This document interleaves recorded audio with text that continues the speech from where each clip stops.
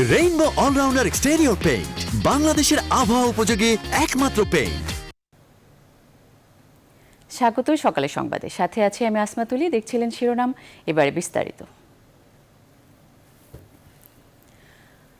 Credit কার্ডের বিল নিয়ে ভোগান্তিতে গ্রাহকরা। 2 মাসের জন্য সব ধরনের ফ্রি মকুবের কেন্দ্রীয় ব্যাংকের সার্কুলার থাকলেও তা মানছে না অনেক ব্যাংক। গ্রাহকদের অভিযোগ, করোনা দুর্যোগের মধ্যেও বারবার ফোন করে ফি জমা দিতে বলছে কোনো ব্যাংক। তবে কেন্দ্রীয় ব্যাংকের মুখপাত্র বলছেন, সার্কুলার অমান্য করলে সেই সব ব্যাংকের বিরুদ্ধে ব্যবস্থা নেওয়া হবে। প্রয়োজনে গ্রাহকদের অর্থ ফেরত দেওয়া হবে বলেও আশ্বাস তার। সুলতান আহমেদ জানাচ্ছেন বিস্তারিত। করোনা পরিস্থিতি মোকাবেলায় জনস্বার্থের কথা ভেবে মার্চের শেষ সপ্তাহ থেকে সাধারণ ছুটি ঘোষণা করে সরকার। সেই সময় থেকেই শুরু হয় সীমিত পরিসরে ব্যাংকিং সেবা, বন্ধ হয়ে যায় বেশিরভাগ ব্যাংকের শাখা। এই পরিস্থিতিতে দেশের প্রায় 13 লাখ ক্রেডিট কার্ডধারীর কথা ভেবে পরপর 2টি সার্কুলার জারি করে কেন্দ্রীয় ব্যাংক। এপ্রিল মাসের 4 তারিখ ও মধ্য এপ্রিলে জারি করা নির্দেশনাগুলোয় বলা হয়, কোনো গ্রাহক ক্রেডিট কার্ডের বিল যথাসময়ে দিতে না পারলে 2 মাসের জন্য কোনো বাড়তি সুদ কিংবা অন্য কোনো বিলম্ব ফি নেওয়া যাবে না। তবে বাস্তবে কেন্দ্রীয় ব্যাংকের সার্কুলারে কর্ণপাত করেনি অনেক ব্যাংক। গ্রাহকদের ফোন কিংবা বার্তা পাঠিয়ে বিল যথাসময়ে দেওয়ার জন্য তাগিদ দেওয়ার অভিযোগ রয়েছে। শুধু তাই নয়, কামরুল ইসলাম নামে এই গ্রাহকের 5 মে তারিখের ভাউচারে দেখা যায় সুদ চার্জ করা হয়েছে 20,700 টাকা। এমন ভোগান্তিতে বহু ক্রেডিট কার্ড গ্রাহক।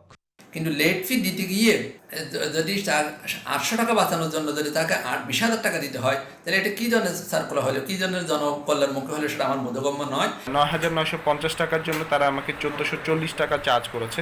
গ্রাহকদের সাথে এমন আচরণকে দুঃখজনক বলছেন কোনো ব্যাংকের শীর্ষ কর্মকর্তারা।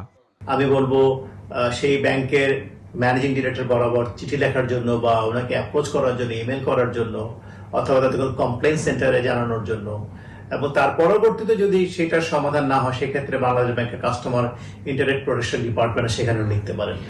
বাংলাদেশ ব্যাংক মুখপাত্র জানান, সার্কুলার দেওয়ার পরও কোনো ব্যাংক ফি কাটলে তা ফেরত দিতে হবে গ্রাহককে। বাংলাদেশ ব্যাংক যখন এই জাতীয় ক্লিয়ার গাইডলাইন যখন দেয় এবং সেটা যদি প্রমাণিত হয় তারা গাইডলাইন বেঁচে রেখেই তারা অতিরিক্ত নিয়েছে, তাহলে প্রয়োজন মতো they have to pay it, back করতে হবে। প্র্যাকটিক্যালি ইন্সপেকশনে বা অন্য কোনো করার পরে যদি প্রমাণিত হয়, তখন তো অবশ্যই তাদের ব্যবস্থা গ্রহণ করতে হবে। ব্যাংকগুলোকে স্ব-উদ্যোগী হয়ে এ বিষয়ে পদক্ষেপ নেয়ার পরামর্শ দেন বাংলাদেশ ব্যাংকের মুখপাত্র। সুলতান আহমেদ, নিউজ 24, ঢাকা। লকডাউন পরিস্থিতি 6 মাস চলতে থাকলে বিশ্বব্যাপী প্রায় 7 মিলিয়ন অনিচ্ছাকৃত গর্ভধারণ ঘটতে পারে বলে আশঙ্কা করছে জাতিসংঘ জনসংখ্যা তহবিল UNFPA। আর বাংলাদেশের মতো নিম্ন মধ্যম আয়ের দেশে আরও বেশি প্রাসঙ্গিক বলে মনে করছেন সংস্থাটির প্রতিনিধি আশা টর্কেলসন। নিউজ 24-কে দেয়া একান্ত সাক্ষাৎকারে তিনি আরও বলেন, লকডাউন অব্যাহত থাকলে বিশ্বব্যাপী আরও প্রায় 15 মিলিয়ন জেন্ডার ভিত্তিক সহিংসতার ঘটনা ঘটতে পারে, যার বাইরে নেই বাংলাদেশেও। বিস্তারিত জানাচ্ছেন লাকমিনা জেসমিন সোমা।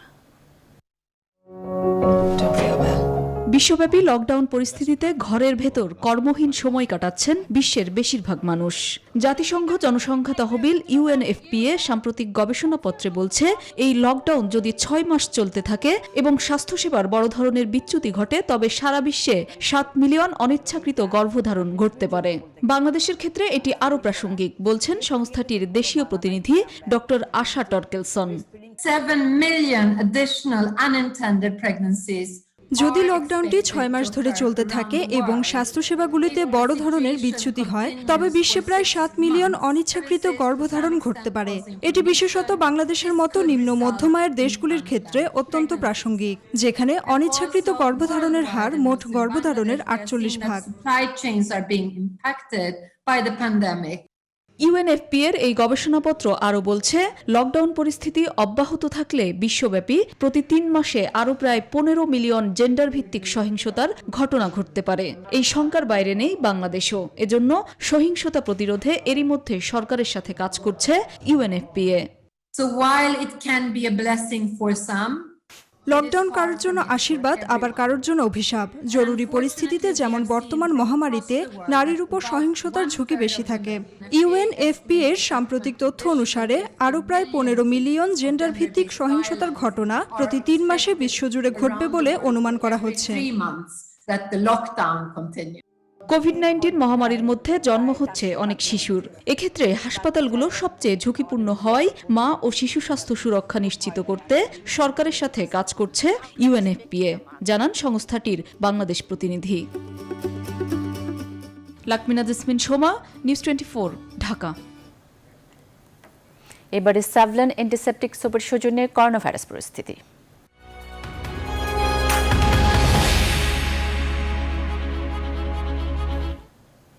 বিশ্বজুড়ে করোনার ছোবলে গেল 24 ঘন্টায় প্রাণ গেছে আরও প্রায় 5,200-র বেশি মানুষের। এ নিয়ে বিশ্বে মোট মৃত্যু 2,92,000 ছাড়িয়েছে। আক্রান্ত গড়িয়েছে 43,37,000-এ। যুক্তরাষ্ট্রে একদিনে আবারও মৃত্যু হয়েছে 1,500-এর বেশি মানুষের।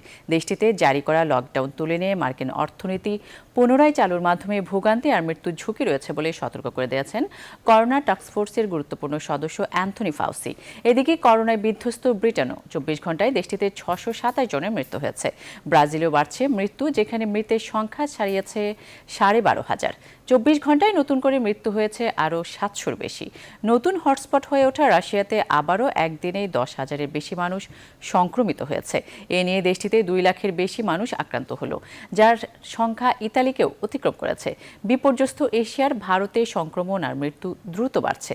তবে এত মানুষের মৃত্যু ও আক্রান্তের সাথে বিশ্বব্যাপী সেরে উঠেছে প্রায় 16 লাখ মানুষ।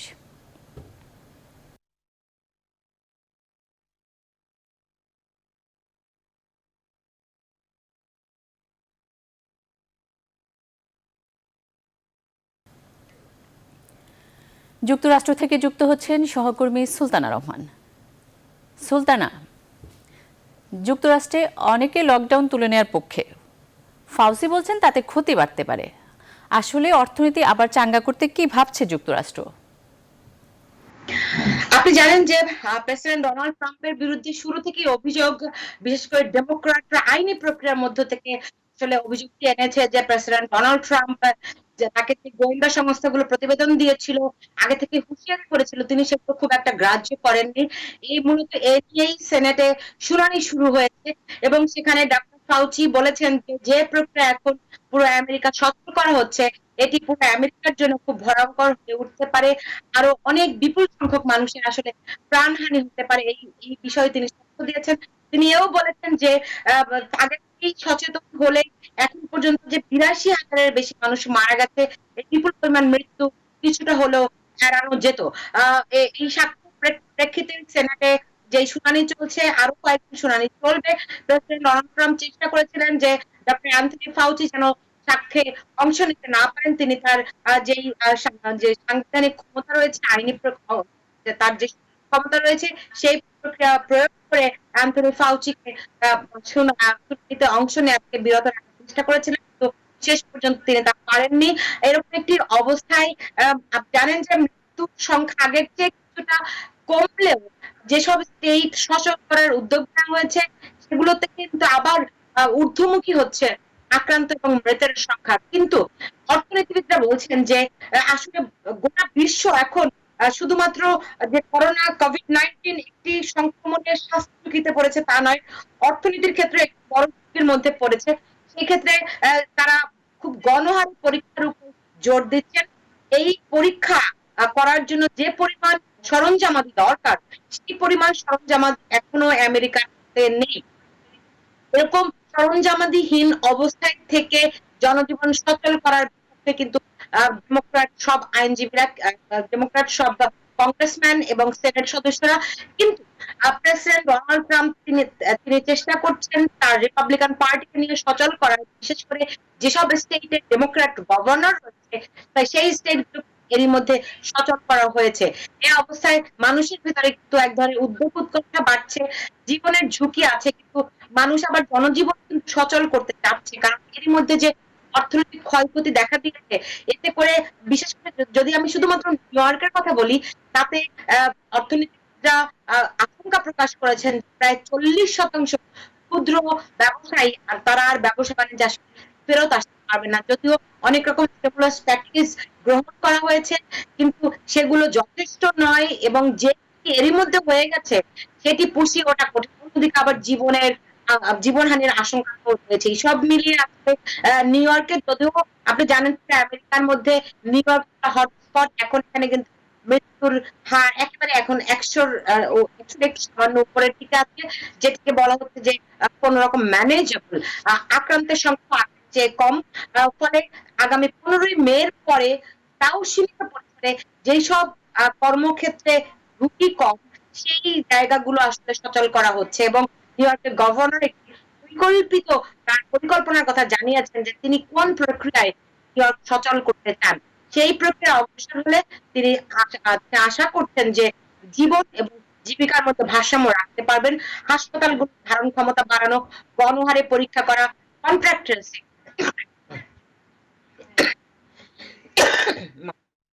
এই দিকে তিনি গুরুত্ব দিয়ে ধীরে ধীরে আসলে নিউ ইয়র্ক সচল করতে যাচ্ছেন। আমেরিকার অন্যান্য স্টেটের যারা বিশেষজ্ঞ এবং পরিকল্পনাবিদ রয়েছেন তারা নিউ ইয়র্ককে রোল মডেল হিসেবে বলছেন যে এত বিপুল সংখ্যক মানুষ আক্রান্ত হওয়া সত্ত্বেও নিউ ইয়র্ক ধীরে ধীরে সবকিছু স্বাভাবিক করে নিয়ে আসছে, সংক্রমণকে নিয়ন্ত্রণে রাখতে, মৃত্যুর হার কমিয়ে এনেছে এবং এখন পরিকল্পিতভাবে জনজীবন সচল করতে যাচ্ছে। এই প্রক্রিয়ায় অন্যদেরকে অগ্রসর হওয়ার পরামর্শ দিচ্ছে।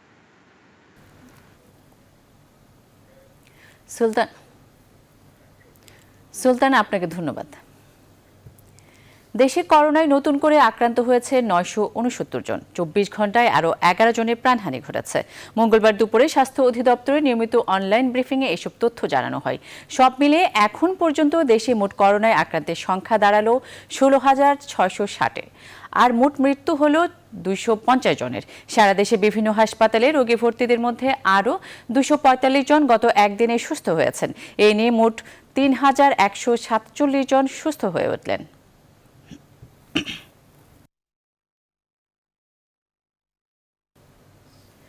সুইজারল্যান্ডে গত 24 ঘন্টায় মাত্র 22 জনের মৃত্যু হয়েছে। নতুন করে সংক্রমণ ঘটেছে মাত্র 26 জনে। শর্ত সাপেক্ষে খুলে দেওয়া হচ্ছে দেশটির সীমান্তও। সহকর্মী বাকিউল্লাহ খান জানিয়েছেন সুইজারল্যান্ডের সর্বশেষ অবস্থা। গত 24 ঘন্টায় সুইজারল্যান্ডে 37 জনের মতো করোনা আক্রান্ত এবং মৃতের সংখ্যা 12 জন হলেও সেই ইটালি এবং সুইজারল্যান্ডের সীমানা শহর ক্যান্টন টেসিন, সেখানে কিন্তু আজকে কোনো প্রকার সংক্রমণ এবং মৃত্যুর ঘটনা ঘটেনি। সেই সংক্রমণের শুরু থেকেই আসলে একের পর এক কিন্তু সেই টেসিনেই আমরা ভয়াবহ এক অবস্থা দেখেছিলাম, সেখানে কিন্তু আজ আলোর মুখ দেখছে। গতকাল থেকে সুইজারল্যান্ডে শুরু হয়েছে এখানকার আপনার সেই লকডাউন শিথিলতা, অর্থাৎ এখানকার রেস্টুরেন্ট, বার, স্কুলগুলো কিন্তু এখানে খুলে দেওয়া হয়েছে এবং বর্ডার ব্যবস্থার কিছু কিন্তু এখানে আসলে খুলে দেওয়া হয়েছে। তবে বর্ডারগুলোতে যেটি লক্ষণীয় সেটি হচ্ছে এখানে কিন্তু কেনাকাটার জন্য, অর্থাৎ ওপারে গিয়ে ওপারের দেশগুলোতে গিয়ে কেনাকাটা যেটা সাধারণত সুইজারল্যান্ডবাসী সাধারণত করে থাকেন, সেটির জন্য কিন্তু আসলে বর্ডার খোলা হয়নি। এক্ষেত্রে গতকাল অনেকে আসলে সেই বর্ডারে গিয়ে বিফল মনোরথ হয়ে ফিরে এসেছেন এবং অনেকে আবার বাজার করার চেষ্টা করতে গিয়ে আসলে জরিমানা গুনেছেন। তবে বাজার ব্যবস্থা চালু করার জন্য সুইজারল্যান্ড এবং জার্মানি দুটো দেশের বর্ডার এলাকার যে নেতৃবৃন্দ এবং ব্যবসায়ী নেতারা আছেন তারা কিন্তু বলছেন খুব দ্রুত আসলে বর্ডার খুলে দেওয়া উচিত বাজার ব্যবস্থা চালু করার জন্য। কারণ সুইজারল্যান্ডের বর্ডারে যে এলাকাগুলোতে যে সমস্ত সুপার মার্কেটগুলো আছে সেগুলো আসলে সুইজারল্যান্ডের ভোক্তার অভাবে বলতে গেলে সেখানে কিন্তু ভোক্তা শূন্য হয়ে পড়েছে। আমরা বেশ কয়েকজন প্রবাসী বাংলাদেশি যারা বিভিন্ন রেস্টুরেন্টে সার্ভিসে কাজ করছেন তাদের সাথে আমরা আলাপ করছিলাম। প্রথম কাজ করলেন? হ্যাঁ, আজকে প্রথম কাজ শুরু। মিস করতেছিলাম কাজের জায়গাটা, তো গিয়েছি, খুব ভালো লাগছে, কিন্তু কোনো গেস্ট নাই, খুবই কম, 2-1 জন মাত্র আসছে। আমি যেহেতু সার্ভিসে কাজ করি সেই জন্য গেস্টের জন্যই তো অপেক্ষা করছিলাম, তেমন কোনো গেস্ট নেই। এগুলি মেপে 2 মিটার ডিস্টেন্সে রেখেছি। তারপর একটা গেস্টকে যখন মেনু কার্ড দেওয়া হচ্ছে তখন মেনু কার্ডটা আবার নিয়ে এসে আবার ডিসইনফেকশন করছি আমরা। তারপর গেস্ট চলে গেলে সেই জায়গাটা আবার ডিসইনফেকশন করে রাখছি, মানে একদম স্যানিটাইজ করে ক্লিন করে রাখছি। রেস্টুরেন্টে অনেক মেনু চেঞ্জ হয়েছে, খুব শর্ট করে ফেলছে ওদের মেনু কার্ডগুলো। মেবি এখনও অমনভাবে খুলে নাই, বা অনেকের মধ্যে এখনো ভয়টা রয়ে গেছে করোনার ব্যাপারটা আর কি। এখন আমাদের প্রোগ্রাম আজকে 50 থেকে 60 জনের মতো হয়েছে সকালে, বিকালে মনে হয় তো আরও থাকার পর আজ কাজ শুরু হয়েছে। আজ কাজ করলাম, কিন্তু কাজ টাজ হয়নি, কাস্টমার ছিল না, নিতান্তই কাজ হয়নি, খুবই কম মানুষ ছিল। তবে যেটি আশা করা যায় সেটি হচ্ছে যে আপনার যানবাহনগুলো সেখানে তাদের সময়সূচিগুলো সেই পূর্বের নিয়মে নিয়ে এসেছে এবং লোকজনও কিন্তু রাস্তায় সেই পরিমাণ বেরিয়ে এসেছে, সমস্ত দোকানপাট সেখানে খুলে দিয়েছে। আমরা বলতে পারি সুইজারল্যান্ডে আসলে সেই ৮০% জনজীবন কিন্তু এখানে স্বাভাবিক হয়ে গেছে। করোনা ভাইরাস সংক্রমণে এবার যুক্তরাজ্যকে ছাড়িয়ে তৃতীয় অবস্থানে উঠে এসেছে রাশিয়া। সর্বশেষ ২৪ ঘন্টায় রাশিয়াতে বিশ্বের সর্বোচ্চ ১০,৮৯৯ জন মানুষ আক্রান্ত হয়েছে ভাইরাসে। নিউজ 24কে সেখানকার সর্বশেষ অবস্থা জানিয়েছেন প্রবাসী চিকিৎসক ইব্রাহিম ইসলাম। প্রেসিডেন্ট ভ্লাদিমির পুতিনের ব্যক্তিগত মুখপাত্র দিমিত্রি পেসকভ করোনায় আক্রান্ত হয়ে হাসপাতালে ভর্তি হয়েছেন বলে জানতে পেরেছি। করোনার এই ভয়াবহ পরিস্থিতিতে বাংলাদেশি কমিউনিটিতে আতঙ্ক বিরাজ করলেও তাদের মধ্যে কিছুটা স্বস্তির নিঃশ্বাস নিয়ে এসেছে দুটি খবর। বাংলাদেশ দূতাবাস মস্কোর অফিসিয়াল ওয়েবসাইটের তথ্য থেকে জানা যায়, মাননীয় প্রধানমন্ত্রী শেখ হাসিনা সাধারণ ছাত্রছাত্রী ও নিম্ন আয়ের মানুষের সুবিধার জন্য কিছু উপহার সামগ্রী মস্কো দূতাবাসে প্রেরণ করেছেন, যা ইতিমধ্যে সাধারণ ছাত্রছাত্রীদের মধ্যে বিলিয়ে দেওয়ার জন্য উদ্যোগ নেওয়া হয়েছে। এছাড়াও sub and friends of Russia নামে একটি সংগঠন গত পহেলা রমজান থেকে মাসব্যাপী সারা রাশিয়াতে সাধারণ ছাত্রছাত্রীদের মধ্যে ইফতার কার্যক্রম চালু রেখেছে। তাদের official Facebook page sub and friends of রাশিয়ার থেকে প্রাপ্ত তথ্য অনুযায়ী জানা যায়, তারা ইতিমধ্যে ৪৪টি রাশিয়ান বিশ্ববিদ্যালয়ে অধ্যয়নরত বাংলাদেশি ছাত্রছাত্রীদের আবেদনের প্রেক্ষিতে ইতিমধ্যে ইফতার পৌঁছে দিয়েছে। করোনা ভাইরাস সংক্রমণ অনেকটাই নিয়ন্ত্রণে অস্ট্রেলিয়ার। ২৪ ঘন্টায় নতুন করে মাত্র ১৬ জন কোভিড-১৯ সংক্রমিত হয়েছেন। নেই কোনো নতুন প্রাণহানি। অস্ট্রেলিয়ার করোনা পরিস্থিতি তুলে ধরছেন সহকর্মী মাসুম বিল্লাহ। অন্যান্য দিনের চেয়ে মহামারী করোনাতে আক্রান্তের সংখ্যা আজকে একটু বেশি হলেও কিন্তু অস্ট্রেলিয়ার জন্য একটা ভালো দিন গিয়েছে। কারণ অস্ট্রেলিয়ার যে সকল রাজ্যগুলো আছে, যে সকল টেরিটরিগুলো আছে, সবগুলোতে কিন্তু আজকে 0% ছিল। শুধুমাত্র একটা রাজ্যতে, শুধুমাত্র একটা অঞ্চলে শুধুমাত্র আজকে এফেক্টেড ধরা পড়েছে 18 জন। যদিও গত কয়েকদিন ধরে, গতকালকে ছিল মাত্র 7 জন, তার আগে ছিল 12 জন। ওই তুলনাভাবে আজকের সংখ্যাটা বেশি হলেও আজকের ভালো দিকটা হচ্ছে যে অস্ট্রেলিয়ার অন্যান্য রাজ্যে কিন্তু আজকে ধরা পড়ে নাই। এফেক্টেড হয়েছে শুধুমাত্র একটি রাজ্য, ভিক্টোরিয়া রাজ্যে। ওই হিসেবে অস্ট্রেলিয়া ভালোভাবে মোকাবেলা করতেছে এই করোনাকে।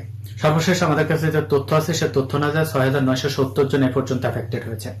এই ৬,৯৭০ জনের ভিতরে আবার সুস্থ হয়ে ফিরে গেছে অলরেডি ৬,২২৯ জন। এই ৬,২২৯ জন যারা সুস্থ হয়ে ফিরে গেছে এবং এ পর্যন্ত হসপিটাল আছে ৬,৬৪৪ জন। এই ৬৪৪ জন যারা হসপিটাল আছে, এর ভিতরে শুধুমাত্র ১৬ জনের অবস্থা কিছুটা খারাপ হলেও সরকারে তাদেরকে চেষ্টা করতেছে আরো বেশি উন্নত চিকিৎসা দেওয়ার মাধ্যমে, টেক কেয়ার করার মাধ্যমে তাদেরকে সুস্থ করার জন্য। আমরা আমাদের আগের নিউজে কিন্তু বলেছিলাম যে ২১ জন ছিল, পরবর্তীতে বলেছিলাম যে 18 জন ছিল। আজকে সরকারের যে স্বাস্থ্য মন্ত্রণালয়ের যে তথ্য অনুযায়ী আমাদের কাছে শুধুমাত্র 16 জন যাদের অবস্থা ক্রিটিক্যাল। তবে সরকার এটাও আশা করতেছে যে তাদের অবস্থা ভালো হবে। সর্বোপরি এটা আমরা বলতে পারি যে অস্ট্রেলিয়া কিন্তু খুব ভালোভাবে কাটিয়ে উঠতেছে করোনাকে।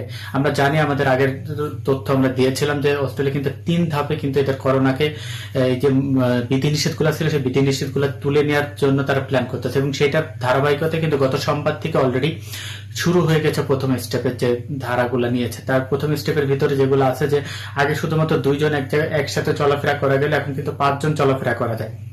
এবং আগামী সপ্তাহ থেকে কিন্তু জিম সহ ছোট ছোট কিছু কিছু প্রতিষ্ঠান যেগুলো খোলা শুরু হচ্ছে।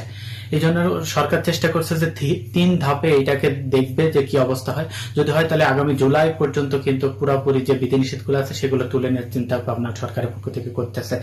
যদি আরেকটা তথ্য জানায় রাখতেছে, গত 1 সপ্তাহ ধরে কিন্তু এখন পর্যন্ত অস্ট্রেলিয়াতে কোনো মৃত্যুর খবর পাওয়া যায় না। এই জন্য সর্বোপরি বলা যায় যে সরকার যে স্টেপ নিয়েছে, এই স্টেপটা যদি সফলভাবে এগাতে পারে 3 স্টেপ পর্যন্ত, তাহলে অস্ট্রেলিয়াতে যে বিধিনিষেধগুলো আছে সেগুলো শেষ হয়ে যাবে। গণস্বাস্থ্য কেন্দ্রের গবেষকদের উদ্ভাবিত করোনা ভাইরাস শনাক্তকরণ GR Rapid.Blood কিটের কার্যকারিতা শুরু করবে বঙ্গবন্ধু শেখ মুজিব মেডিকেল বিশ্ববিদ্যালয় হাসপাতালে। এর জন্য গণস্বাস্থ্যকে পরীক্ষার খরচ বাবদ টাকা ও কিট জমা দিতে বলা হয়েছে। মঙ্গলবার হাসপাতাল কর্তৃপক্ষ থেকে গণস্বাস্থ্য কেন্দ্রকে একটি চিঠিতে তা জানানো হয়। গণস্বাস্থ্য কেন্দ্রের প্রতিষ্ঠাতা ডক্টর জাফরুল্লাহ চৌধুরী এক সংবাদ বিজ্ঞপ্তিতে কিট পরীক্ষায় ইতিবাচক অগ্রগতির কথা স্বীকার করেছেন। চিঠিতে পরীক্ষার খরচ বাবদ 4,35,000 টাকা ও পরীক্ষার জন্য 200 কিট জমা দেওয়ার জন্য বলা হয়েছে।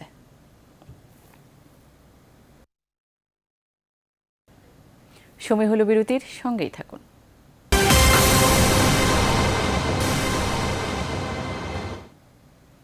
আবারও স্বাগত, দেখছেন নিউজ 24। বাংলাদেশে করোনা ভাইরাসের জীবন রহস্য উন্মোচন বা জিনোম সিকোয়েন্স করছেন চাইল্ড হেলথ রিসার্চ ফাউন্ডেশন। বিশ্ব স্বাস্থ্য গবেষণা ফাউন্ডেশনের নির্বাহী পরিচালক সমীর কুমার সাহার নেতৃত্বে বিশেষজ্ঞ দল বাংলাদেশে করোনা ভাইরাসের এই জিনোম সিকোয়েন্স তথ্য জার্মানির GISAID-এ জমা দিয়েছে। জীবন রহস্য উন্মোচনে করোনার প্রতি গতি প্রকৃতি নির্ণয় করতে পারবেন গবেষকরা। একে বড় সাফল্য হিসেবে দেখছেন জনস্বাস্থ্য বিশেষজ্ঞরা। বাকিটা দেখুন ফখরুল ইসলামের রিপোর্টে। জিনোম সিকোয়েন্স মানে জিনগত বৈশিষ্ট্য বা জীবন রহস্য। বৈশ্বিক করোনার ভয়াবহতা উদ্বেগজনক হারে ছড়াচ্ছে বাংলাদেশে। ভয়াবহ এই করোনা মোকাবেলায় ভাইরাসটির জীবন বৈশিষ্ট্য অর্থাৎ জিনগত রহস্য উন্মোচন করেছে শিশু স্বাস্থ্য গবেষণা ফাউন্ডেশন। পাশাপাশি বিশ্বের বড় গবেষণা ডাটাবেস জার্মানির GISAID-এ বাংলাদেশের এই জিনোম সিকোয়েন্সের তথ্য জমা দেওয়া হয় বলে জানান প্রতিষ্ঠানটির নির্বাহী পরিচালক। এটা আসলে কোন কোন দেশে এই একই স্ট্রেনটা দেখা গেছে এটা আমরা বুঝতে পারবো। আমরা আবার এটাও বুঝতে পারবো যখন আমাদের ভ্যাকসিনটা আসবে তখন আমাদের ভ্যাকসিনটা কি কোনোভাবে এমন তো হবে না যে আমাদের স্ট্রেনটা ভ্যাকসিনের সাথে কাজ করবে না, বা আমাদের স্ট্রেনটা আসলেই ভ্যাকসিনের জন্য খুবই পারফেক্ট হবে, সেটাও বুঝতে পারবো আমরা। বাংলাদেশে প্রথমবারের মতো করোনা ভাইরাসের জিনোম সিকোয়েন্সের মাধ্যমে দেশের বিভিন্ন জেলায় করোনার জিনগত বৈশিষ্ট্য নির্ণয় সম্ভব বলে জানান চাইল্ড রিসার্চ হেলথ ফাউন্ডেশনের প্রতিষ্ঠাতা অধ্যাপক ডক্টর সমীর কুমার সাহা। এই প্রথম বাংলাদেশের থেকে বাংলাদেশের মানুষগুলোই একটা ভাইরাসের সিকোয়েন্সিং করে পাঠিয়েছে, এবং সেটাও সবচেয়ে জটিল ভাইরাসটা করোনা ভাইরাস। আমরা প্রথমে করেছি এটা, এবং এটা করাটা বিশেষভাবে কঠিন। তারপরে আমরা আপনাদের সবাইকে নিয়ে আমরা কিন্তু বলবো যে কি হচ্ছে জেনেটিক্স দেখেন। আমরা আজকেও কিন্তু কাজ করছি, আরেকটা সিকোয়েন্স আমরা আজকে করব, কালকেও আমরা আরেকটা করব, আমরা করে যাবো। কিন্তু এই জিনোম সিকোয়েন্সের মাধ্যমে ভাইরাসের গতি প্রকৃতি নির্ণয় করতে পারবেন গবেষকরা। একে বড় সাফল্য হিসেবে দেখছেন জনস্বাস্থ্য বিশেষজ্ঞরা। ওয়ান ভাইরাসের সঙ্গে এই ভাইরাসের কি ডিফারেন্স বা সিমিলারিটি আছে সেটা আমরা দেখতে পারি, আমেরিকান ভাইরাসের সঙ্গে কি ডিফারেন্স হতে জানতে পারি। জিনোম সিকোয়েন্স হলে আমাদের অনেক সুবিধা হবে, আমরা জানতে পারবো যে আমাদের ভ্যাকসিনের সঙ্গে এটা রিলেশন আছে কিনা, এবং তাহলে আমাদের উপকার হবে কিনা ওই ভ্যাকসিন নিয়ে। বাংলাদেশে গেল 8 মার্চ প্রথম করোনা ভাইরাসের রোগী শনাক্ত হলেও প্রথম মৃত্যুর খবর আসে 18 মার্চ, যা ধীরে ধীরে এখন ভয়াবহ রূপ নিতে শুরু করেছে। ফখরুল ইসলাম, নিউজ 24, ঢাকা। কমছে না করোনা টেস্ট বা রিপোর্ট সংগ্রহ করতে আসা রোগীদের ভোগান্তি। করোনা উপসর্গ ছাড়াও দীর্ঘ অপেক্ষায় আছেন ক্যান্সার, ডায়ালাইসিস, এমনকি হার্টের রোগীরাও। স্বাস্থ্য মন্ত্রণালয় থেকে 16টি বুথের কথা বলা হলেও সেগুলোর রয়েছে নানা সীমাবদ্ধতা। কর্তৃপক্ষ বলছে সক্ষমতার অভাব থাকলেও ব্যক্তি সচেতনতার বিকল্প নেই। বিকেন্দ্রীকরণের কথাও বলছেন তারা। আর পারস্পরিক দোষারোপ না করে দ্রুত নিজেদের সক্ষমতা বৃদ্ধির তাগিদ দিয়েছেন জনস্বাস্থ্য বিশেষজ্ঞরা। বিস্তারিত জানাচ্ছেন আফরিন আনোয়ার। করোনা রোগী শনাক্তে ফিভার ক্লিনিক গুরুত্বপূর্ণ ভূমিকা রাখলেও করোনা রোগের উপসর্গ নিয়ে টেস্টের জন্য রোগীদের এমন ভোগান্তি নতুন নয়। একে তো শারীরিক যন্ত্রণা, তার উপর নমুনা সংগ্রহে দীর্ঘসূত্রিতার কষ্ট এখন চোখে মুখে। গুরুত্ব বিবেচনায় নেই আলাদা সারির ব্যবস্থা। কোনো কাজ দ্রুত হচ্ছে না, বিভিন্ন সিরিয়াল মেনটেন সবকিছুই স্বল্প পরিসর হচ্ছে। আমার ক্যান্সার ধরা পড়ছে, অপারেশন হয়েছে 20 দিন। মহাকালী হাসপাতালে থেরাপি দেওয়া লাগবো, করানোর সার্টিফিকেট দরকার। এটাকে যদি একটু ডিসেন্ট্রালাইজ করে যদি গভর্নমেন্ট কন্ট্রোলে রেখে এটাকে যদি একটু স্প্রেড করা যায় তাহলে প্রসেসটাও স্মুথ হয়, হ্যাজেলটাও কম হয়। রিপোর্ট সংগ্রহের চিত্রেও মেলেনি ভিন্নতা। 350 নাম ডাকবে, এর ভিতরে কে আসবে কাটটা হবে, তাহলে আমাদের তো লাইনে দাঁড়ায় ভোগান্তি হচ্ছে না। যারা রোগী তাদের জন্য বিপজ্জনক কাজ, এটা খুব কঠিন। রোদে দাঁড়াইয়া তাদেরকে কিছু নেওয়া, রিপোর্ট নেওয়া। তবে বিএসএমএমইউ কর্তৃপক্ষ করোনা উপসর্গ নিয়ে আসা রোগীদের ব্যক্তিগত সচেতনতা বাড়ানোর পরামর্শ দিয়ে সক্ষমতার সীমাবদ্ধতা তুলে ধরেন। আমাদের বাস্তবতাও দেখতে হবে, সক্ষমতা দেখতে হবে, আমরা কতটুকু পারবো। আমাদের যে মেশিন রয়েছে সেই মেশিনে কয়টা টেস্ট করা যাবে সেই চিন্তাধারা করে আমরা কিন্তু রোগী দেখছি এবং পরীক্ষা এবং চিকিৎসাটা যেন ডিসেন্ট্রালাইজ করা, শহর থেকে সবখানে ছড়িয়ে দেওয়া পরীক্ষা এবং চিকিৎসা ব্যবস্থা। আর শহরের বিভিন্ন স্থানে নমুনা সংগ্রহে 16টি বুথের কথা বলা হলেও সেখানে রয়েছে সময় এবং নির্দিষ্ট সংখ্যক নমুনা সংগ্রহের সীমাবদ্ধতা। জনস্বাস্থ্য বিশেষজ্ঞরা বলছেন, মানুষকে দোষারোপ না করে নিজেদের সক্ষমতা বৃদ্ধিতে দ্রুত সচেষ্ট হওয়াই উত্তম।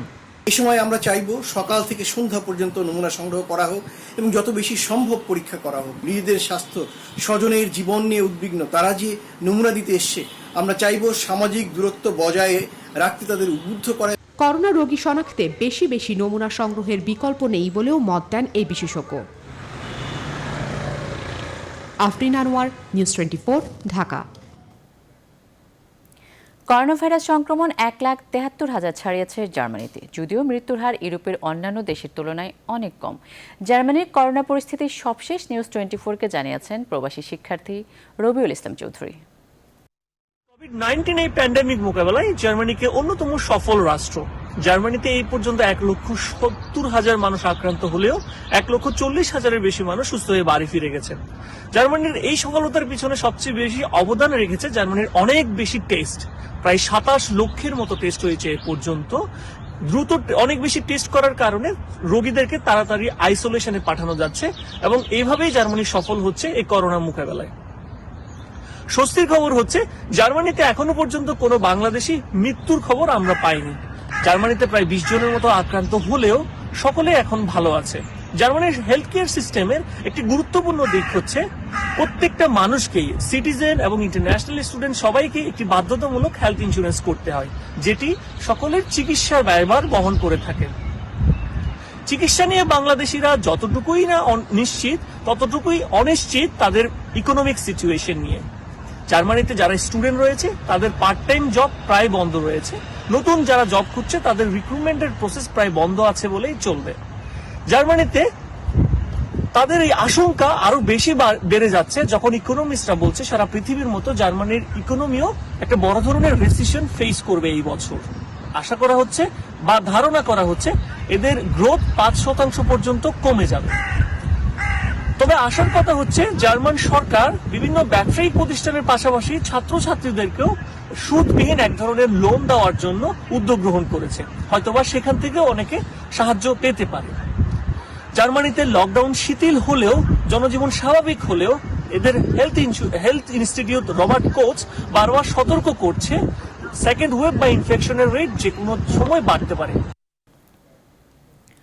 করোনার ভয়াল থাবাল থেকে অনেকটাই নিস্তার পেয়েছে ইউরোপের দেশ স্পেন। দেশটিতে নতুন করে মাত্র 176 জনের মৃত্যু হয়েছে কোভিড-19-এ। রাজধানী মাদ্রিদ থেকে সবশেষ অবস্থা আমাদের জানিয়েছেন সহকর্মী শাহাদুল সোহেদ। স্পেনের স্বাস্থ্য মন্ত্রণালয় প্রদত্ত সংবাদ অনুযায়ী দেশটিতে করোনা ভাইরাস আক্রান্ত হয়ে গত 24 ঘন্টায় 176 জন মৃত্যুবরণ করেছেন। এ তথ্য অনুযায়ী দেশটিতে চলতি মাসে সপ্তমবারের মতো এবং ধারাবাহিক 4 দিন 200-র কম মানুষ মৃত্যুবরণ করলেন। এটা যেমন আশা জাগানিয়া বিষয়, তেমনি আরেকটি স্বস্তির সংবাদ হলো স্পেনের বালিয়ারিক দ্বীপপুঞ্জ, মুর্সিয়া, লা রিওখা ও মেলিয়া এই 4টি প্রদেশে গত 24 ঘন্টায় নতুন কোনো কোভিড-19-এ আক্রান্ত হননি। এদিকে মঙ্গলবার স্পেনের স্বাস্থ্য মন্ত্রণালয় প্রদত্ত রাষ্ট্রীয় অফিসিয়াল বুলেটিনে প্রকাশিত নির্দেশনা অনুযায়ী অন্য দেশ থেকে স্পেনে প্রবেশ করা সকল যাত্রীদের বাধ্যগতভাবে 14 দিন হোম কোয়ারেন্টাইনে থাকতে হবে। এ অন্তর্বর্তীকালীন সময়ে তারা শুধুমাত্র স্বাস্থ্য কেন্দ্র ও ফার্মেসিতে যেতে পারবেন। এছাড়া বাধ্যগতভাবে তাদের মাস্ক ব্যবহার করতে হবে। শুক্রবার থেকে এই নির্দেশনাটি কার্যকর হচ্ছে। তবে অবস্থার পরিপ্রেক্ষিতে দেশটির সংসদ যদি জরুরি অবস্থা আরো বৃদ্ধির অনুমোদন দেওয়া হয়, তবে স্পেনে প্রবেশকারীদের জন্য সে নির্দেশনা জরুরি অবস্থা বৃদ্ধিকৃত সময় পর্যন্ত বলবৎ থাকবে। এর পূর্বে কেবল অন্য দেশ থেকে আসা স্পেনের বিচ্ছিন্ন অধিবাসী ও ইতালি থেকে ভ্রমণ করা স্পেনের অধিবাসীদের 14 দিনের হোম কোয়ারেন্টাইন চালু করার নির্দেশনা ছিল। তবে নতুন গেজেট অনুযায়ী শুক্রবার থেকে সকল আন্তর্জাতিক ভ্রমণকারীদের স্পেনে প্রবেশের পর হোম কোয়ারেন্টাইনে থাকতে হবে। হোম কোয়ারেন্টাইনে থাকাকালীন সময় কেবল অবশ্য প্রয়োজনীয় পণ্যাদি যেমন খাবার ও ঔষধ কেনা এবং চিকিৎসা সহায়তার জন্য স্বাস্থ্য কেন্দ্রে যাওয়ার অনুমতি রয়েছে। তবে সর্বদা মাস্ক ব্যবহার করতে হবে। এয়ারলাইন্স কর্তৃপক্ষ যাত্রীবাহী লোকেশন কার্ড প্রদান করবে এবং স্পেনে প্রবেশের সময় যাত্রীদের অবশ্যই সেই কার্ড সাথে রাখতে হবে। ইউরোপের আরেক দেশ ফিনল্যান্ডে 6,000 মানুষ করোনা আক্রান্ত হয়েছে। যদিও দেশটি এরই মধ্যে নিয়ন্ত্রণে নিয়ে এসেছে করোনা পরিস্থিতি। সেখানকার সবশেষ অবস্থা জানিয়েছেন প্রবাসী শিক্ষার্থী মোনাজ্জা খাতুন অরিন। মার্চ থেকে ফিনল্যান্ড সরকার লকডাউন ঘোষণা করেছে, যার ফলে দেশটির সাথে সব আশেপাশের বর্ডার লক করে দেওয়া হয়েছে এবং বিমান চলাচল বন্ধ করে দেওয়া হয়েছে।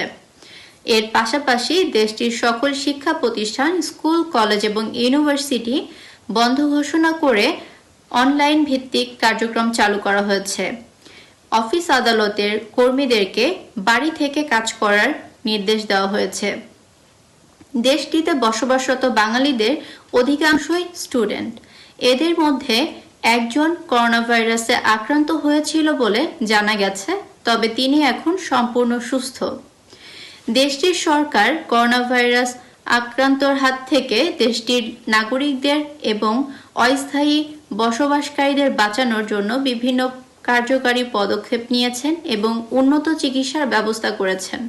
তারা ডোর টু ডোর করোনা সংক্রমণে যেন কোনো নাগরিক আতঙ্কিত না হয়ে সচেতন থাকে তার চিঠি প্রদান করেছে এবং দেশটিতে যারা এখন করোনা সিচুয়েশনের জন্য কাজ করতে পারছেন না তাদের জন্য সরকার মান্থলি কেলা বেনিফিট সাপোর্ট দিচ্ছেন। তবে এখন পরিস্থিতি অনেকটাই স্বাভাবিক হয়ে এসেছে। 14 মে থেকে দেশের সকল শিক্ষা প্রতিষ্ঠান খুলে দেওয়া হচ্ছে এবং 1 জুন থেকে রেস্টুরেন্ট এবং অন্যান্য প্রতিষ্ঠানগুলো 50 জনের জন্য উন্মুক্ত করে দেওয়া হচ্ছে। মালয়েশিয়াতে করোনা ভাইরাসের 24 ঘন্টায় মাত্র 16 জন আক্রান্ত হয়েছে। সবশেষ 24 ঘন্টায় নেই কোনো প্রাণহানি। মালয়েশিয়ার করোনা সংক্রমণ ও প্রবাসী বাংলাদেশিদের অবস্থা নিয়ে সবশেষ তথ্য আমাদের জানিয়েছেন সহকর্মী শাহাদাত হোসেন।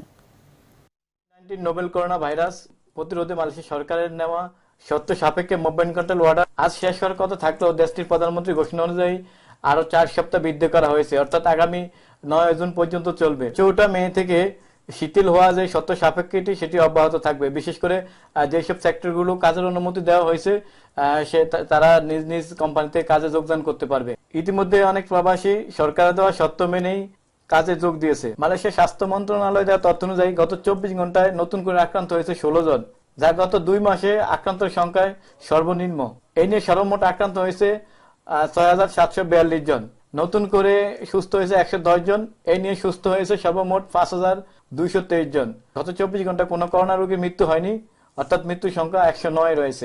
মালয়েশিয়া এই পর্যন্ত 81 জন বাংলাদেশি করোনা ভাইরাসে আক্রান্ত হয়েছে। এর মধ্যে অনেকেই সুস্থ হয়ে বাড়ি ফিরেছে। গতকাল দেশটির সবচেয়ে বড় পাইকারি কাঁচা বাজার পাসার স্লেয়াং এর আশেপাশে যে কাঁটাতার দিয়ে বেড়া যে রেড জোনটি গতিবিধি আদেশ EMCOর মধ্যে স্বাস্থ্য মন্ত্রণালয় সহ বিভিন্ন বাহিনী সর্বমোট 1366 জন কর্মকর্তা সারাদিন একটি অভিযান পরিচালনা করে। 7,551 জন অভিবাসীর কাগজপত্র যাচাই বাছাই করে 1,368 জনকে অবৈধ অভিবাসী হিসেবে আটক করে, যার মধ্যে 78 জন বাংলাদেশি রয়েছে। পরবর্তীতে ঘোষণা না দেওয়া পর্যন্ত সরকারের দেওয়া শর্ত সাপেক্ষে মুভমেন্ট কন্ট্রোল অর্ডার CMCO মেনে চলতে হবে। নিচ্ছি আরো একটি বিরতির সঙ্গে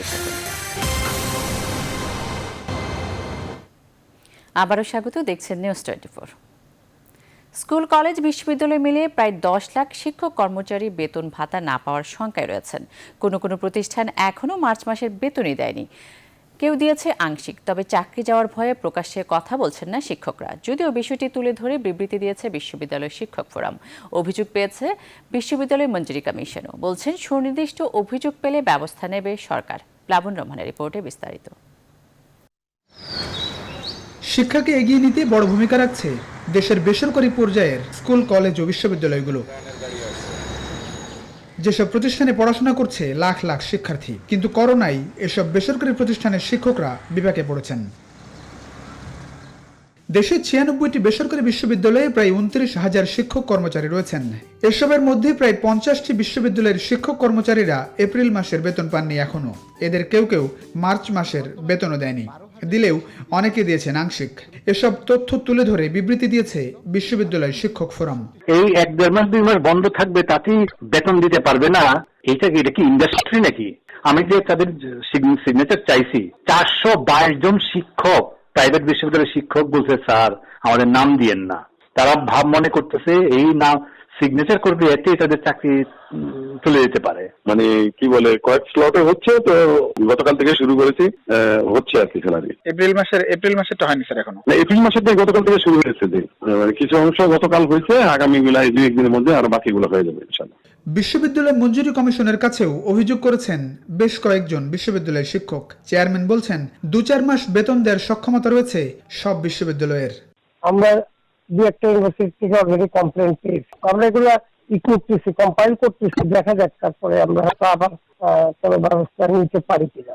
কিন্তু 2-1টা মাস চালাতে পারবে না, এটা তো অ্যাকসেপ্টেবল না। শুধু বিশ্ববিদ্যালয় নয়, দেশে প্রায় 55,000 বেসরকারি ও প্রাইভেট শিক্ষা প্রতিষ্ঠানের প্রায় 10 লাখ শিক্ষক কর্মচারী বেতন ভাতার সংকটে রয়েছেন, যার মধ্যে 40,000 কিন্ডারগার্টেন স্কুলেরই শিক্ষক কর্মচারী 6 লাখের বেশি। মাধ্যমিক ও উচ্চশিক্ষা বিভাগের সচিব বলছেন এখনো শিক্ষকদের বেতন সংক্রান্ত সুনির্দিষ্ট অভিযোগ নেই। মানে আমাদের কাছে কিন্তু সুনির্দিষ্ট কোনো অভিযোগ এখন যে আসে তখন তদন্ত করে আইনানুগ যেটা করা দরকার সেটা আমরা করি।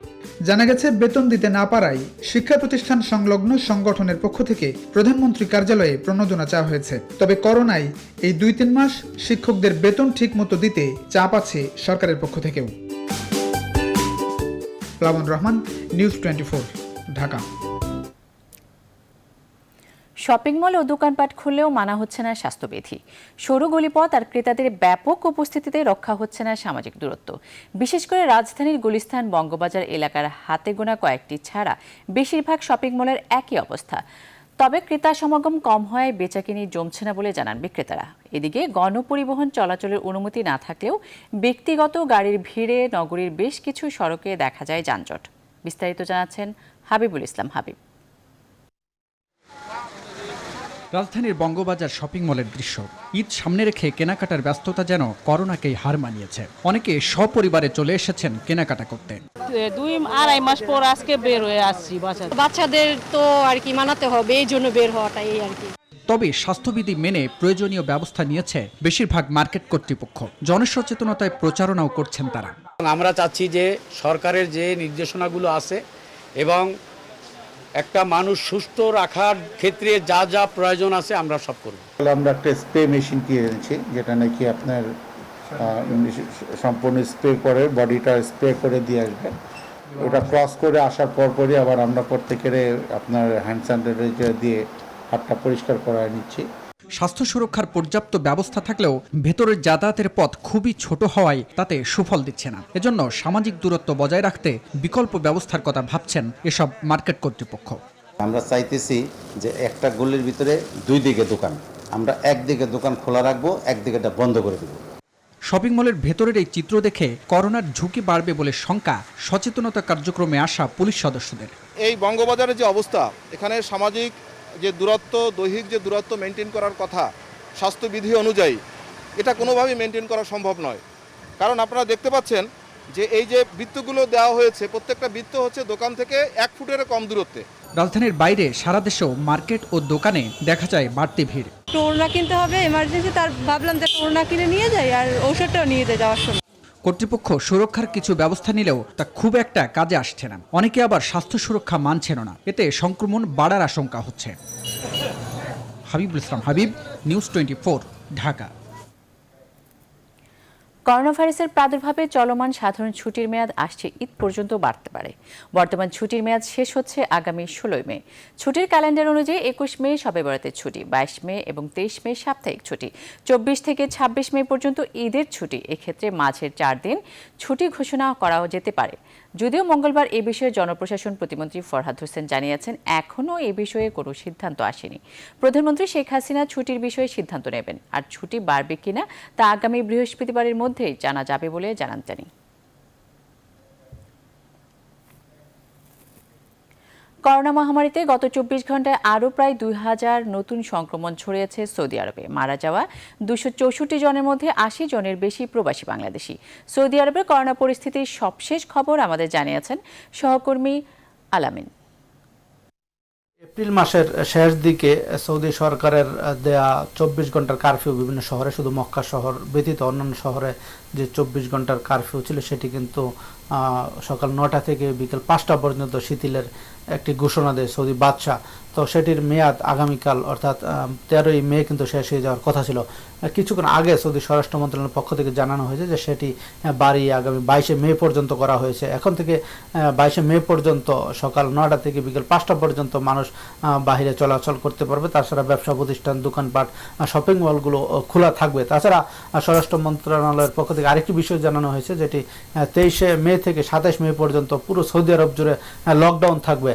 তো ধারণা করা হচ্ছে যে ঈদকে কেন্দ্র করে মানুষ যাতে এদিক সেদিক না যেতে পারে বা করোনার বিস্তার যাতে ব্যাপকভাবে ছড়িয়ে পড়তে না পারে, সেই কারণে কিন্তু এই লকডাউনের ঘোষণা সৌদি সরকার থেকে দেওয়া হয়েছে। তো অনেক প্রবাসী বা সৌদি নাগরিকদের কিন্তু একটি প্রতীক্ষার জায়গা ছিল যে আগামীকাল সেটি বাড়বে কি না আগের মতোই 24 ঘন্টা লকডাউনে চলে যাবে। তো সৌদি সরকারের এই আজকের এই বিজ্ঞপ্তির ফলে কিন্তু সেই দুয়াশা কেটে গেছে। এখন থেকে কিন্তু বলা যায় যে আগামী 22 তারিখ পর্যন্ত কিন্তু সেটি সকাল 9টা থেকে বিকেল 5টা পর্যন্ত খোলা থাকবে। তো সৌদি স্বাস্থ্য মন্ত্রণালয়ের তথ্য অনুযায়ী গত 24 ঘন্টায় সৌদি আরবে 1911 জন কিন্তু নতুন করে সংক্রমিত হয়েছেন করোনা ভাইরাসে।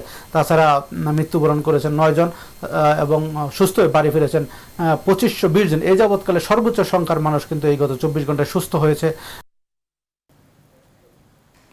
ডেঙ্গু প্রতিরোধে জিরো টলারেন্স অবস্থান স্থানীয় সরকার মন্ত্রণালয় ও ঢাকার 2 সিটি কর্পোরেশনের। কারো বাসায় বা কোনো অফিসে পানি জমা থাকলে ব্যবস্থা নেওয়ার কঠোর হুঁশিয়ারি দিলেন এলজিআরডি মন্ত্রী তাজুল ইসলাম।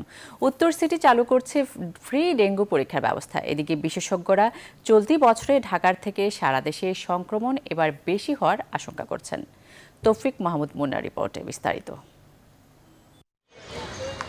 পুরো বিশ্ব এখন করোনা আক্রান্ত, বাংলাদেশেও এর বাইরে নয়, বরং দেশের দিন দিন আক্রান্ত সংখ্যা বেড়েই চলেছে। এমন বাস্তবতায় করোনার পাশাপাশি এবার উকি দিচ্ছে ডেঙ্গু। অঘোষিত লকডাউনের কারণে এই সময়ে ঢাকা সহ সারা দেশের বিভিন্ন স্থান, অফিস ও টার্মিনালগুলোতে বাড়ছে ডেঙ্গুর প্রজনন বৃদ্ধির আশঙ্কা।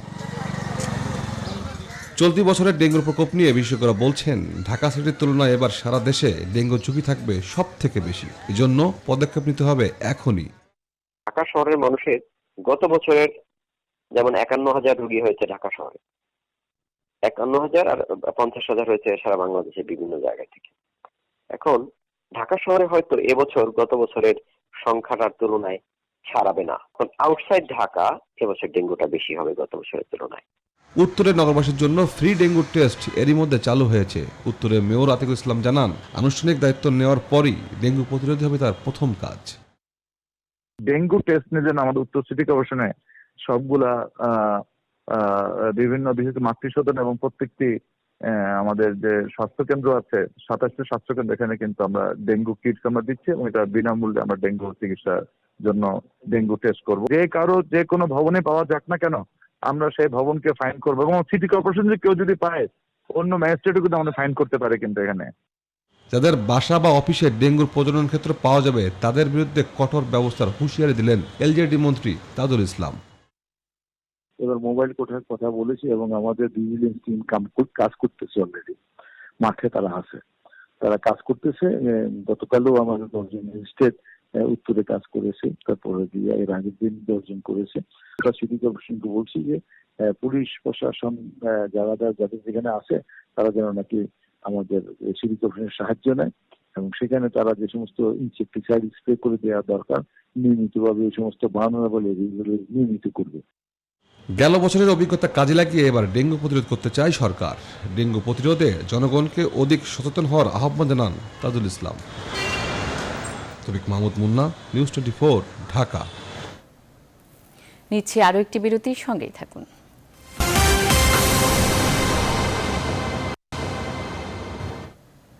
আবারও স্বাগত, দেখছেন নিউজ 24। অনিশ্চিত এক ভবিষ্যতের পথে ঢাকায় সিনেমা। করোনা আতঙ্কে আলুর মুখ দেখছে না কোনো ছবি। সিনেমা সংশ্লিষ্টরা সারা বছর ঈদ সিনেমা নিয়ে ভালো ব্যবসা করার অপেক্ষায় থাকলেও এবারের দৃশ্যপট আলাদা। প্রযোজনা সংস্থার মতে এবার প্রায় 300 কোটি টাকার বাণিজ্য থেকে বঞ্চিত হওয়ার শঙ্কা রয়েছে। বিস্তারিত জানাচ্ছেন ফাতেমা কাউসার।